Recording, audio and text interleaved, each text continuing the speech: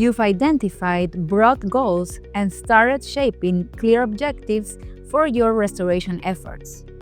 But before you move forward, take a step back and ask, whose goals are these? Who was involved in setting them? And who might be missing?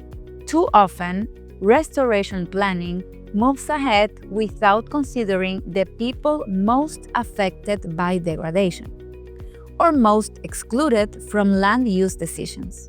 This leads to strategies that overlook lived realities and reproduce existing inequalities.